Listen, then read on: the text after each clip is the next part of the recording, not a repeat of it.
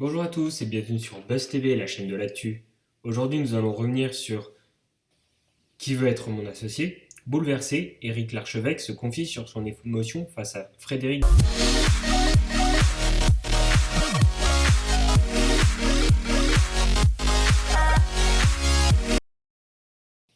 N'hésitez pas à liker la vidéo et à vous abonner si le contenu vous a plu.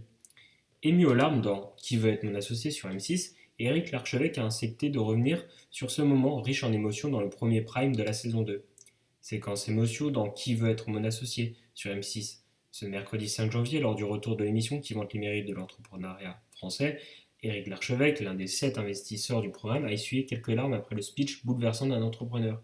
Il faut dire qu'à 57 ans, Frédéric Douin a une histoire particulièrement touchante. Passionné de livres anciens, le doyen de cette saison a pour objectif de créer la plus grande librairie française en numérisant 1 million de livres.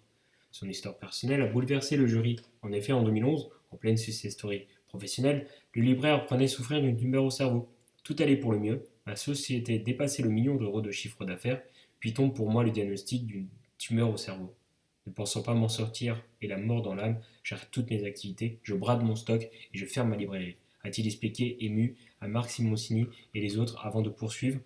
Après quelques mois d'arrêt et quelques années de doute, retrouvant la forme, je me dis que la vie m'a donné une seconde chance, alors je décide de repartir de zéro.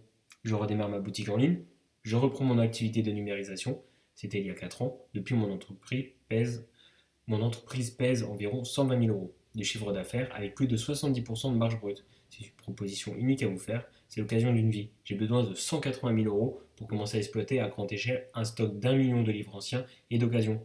Je vous propose 20% de ma société qui devrait dépasser le million d'euros de chiffre d'affaires dans 3 ans.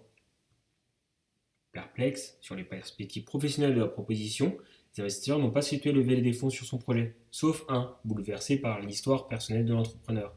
Et Éric Larchevêque a accepté de rejoindre cette aventure pour 45% du capital, indique particulièrement ému les deux hommes qui finissent l'émission en larmes. Sans Frédéric, je n'aurais pas investi dans le projet. Mais là, j'avais envie de passer du temps avec lui, explique d'emblée Éric Larchevêque.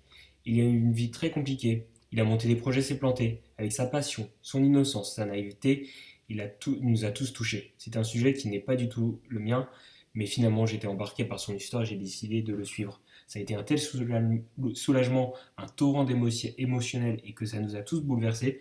L'émotion a été telle qu'on a tous versé une petite larme.